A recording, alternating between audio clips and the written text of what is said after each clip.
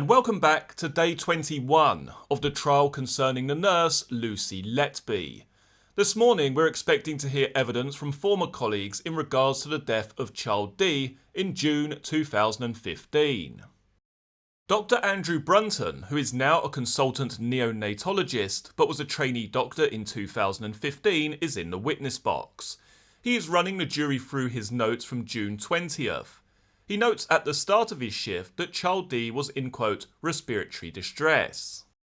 His notes from around 21:45 that evening state, quote, explain to father that safest option at present would be to intubate and ventilate her now with the hope of weaning her off the ventilator quickly. Child D was deemed, quote, clinically stable at around 23:15 after being placed on a ventilator. At that time, parents were told, quote, if prolonged ventilation is required or a deterioration, we may have to think of transferring to Arrow Park Hospital or Liverpool Women's Hospital. Another note from 0150 on the 21st of June 2015 shows an improvement in child D's condition.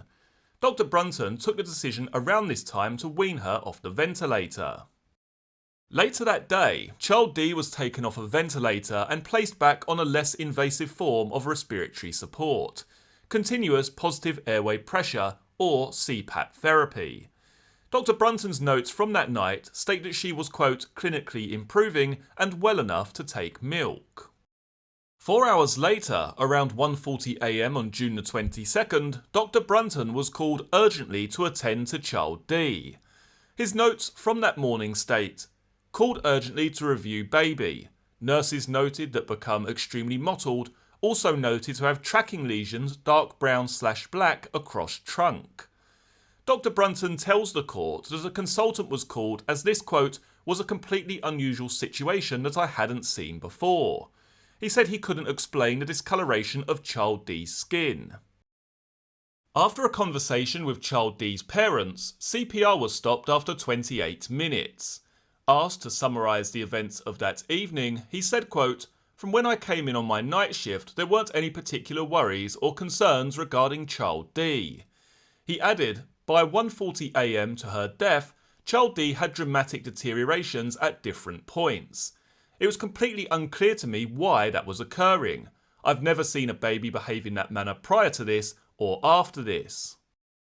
Ben Myers KC, defending Lucy Letby, is now taking jurors back through Dr. Brunton's notes. Mr. Myers has said it is important to look at the whole clinical picture when assessing child D's health. Ben Myers KC has previously told the jury there was more evidence that infection played a part in child D's death and the hospital failed to provide adequate care. Mr. Myers is putting it to Dr. Brunton that there was nothing to support in terms of child D's condition his decision to move her off CPAP. Dr. Brunton rejects this. He says her clinical readings were moving in the right direction. He added that it was a, quote, natural process on a neonatal unit to try and move a baby off CPAP. Dr. Joanne Davies, who is a consultant in obstetrics and genealogy at the Countess of Chester, is now giving evidence. She's discussing the health of child D's mother. She says that it was, quote, a low-risk pregnancy. The court previously heard that child D's mother was left waiting more than 50 hours for treatment after her waters broke early. Last week, the mother told the court, quote, I felt very worried and scared. I felt unwell and not in control. I felt I was being forgotten by the staff. Dr. Davies tells the court that the mother's care followed the guidelines. She said the guidance is to, quote, leave someone for 24 hours to see if they labour by themselves. They are then offered inducement, but it is not unusual for this to take another 24 hours. When pressed by Miss Letby's defence barrister, Dr. Davies does, however, acknowledge that there was a shortfall in the care of child D's mother as an oral antibiotic was not initially provided after her waters broke. Dr. Davies says she doubts whether the antibiotic would have had any effect in this case. Mr. Myers responds by saying, you may doubt, but you don't know, do you? I don't know, Dr. Davies says. Dr. Davies told the court that the mother did not present with any signs of infection prior to the birth, but accepted the findings of a pathologist's report into the death of child D, which deemed the cause of death was pneumonia. Mr. Myers described this as a conundrum. Junior nurse Lisa Walker is now in the witness box. She is describing seeing Child D in the moments after her birth. Quote, "She looked very blue in colour. I immediately shouted for help," she said. She said a doctor that was present looked shocked and I shouted for help. She said he wondered why I shouted for help. He didn't know what was going on. Miss Walker said following the incident she filled out an internal form to express concern over his lack of action. A doctor has told a jury it was, quote, completely unclear why a baby allegedly murdered by Countess of Chester Hospital nurse Lucy Letby had dramatic deteriorations before her death.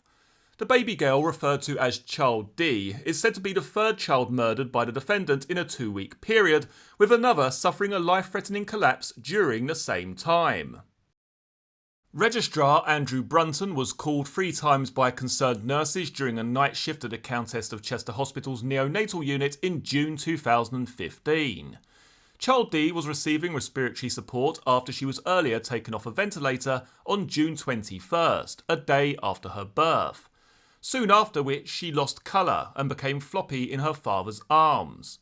Dr. Brunton told jurors at Manchester Crown Court that Child D was clinically improving on the evening of June 21st, but he was called to urgently review her at 1:40 a.m. the next day.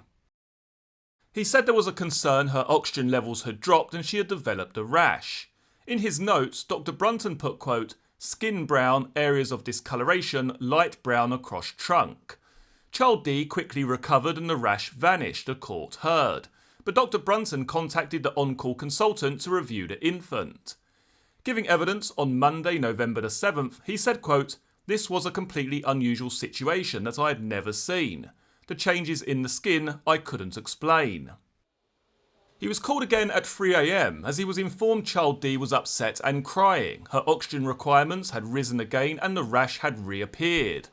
Dr. Brunton said, quote, "I can't remember the specifics, but I remember her being quite agitated and upset. This stuck in my mind as she had not been like that when I examined her before." Child D recovered and he said he decided to withdraw CPAP respiratory support as he thought at the time it may be the source of her agitation. Dr. Brunton noted skin discoloration again on the abdomen, but not as pronounced as the first occasion, the court was told. At 3:45 a.m, he was asked again to attend the neonatal unit and said he ran when the request was followed by the sound of a crash bleep. Child D had stopped breathing and chest compressions had started by the time he arrived, he said. She was given a number of adrenaline doses in a bid to stimulate her heart, as well as fluids and sodium bicarbonate. Dr. Brunton said all of that was necessary because Child D was, in effect, dying in front of us. A discussion with her parents followed and it was agreed to stop CPR. Child D was pronounced dead at 4:25 a.m. Prosecutor Simon Driver asked Dr. Brunton, having made repeated observations and examinations on Child D during the course of the shift which culminated in her death, how would you summarise the evolution of her condition that night? He replied, "From when I came in on my night shift there were no particular worries or concerns identified. But by 1:40 a.m. to the time of her death, she had dramatic deteriorations over different points. It was completely unclear to me why that was occurring." Mr. Driver said, "Why was it unclear?"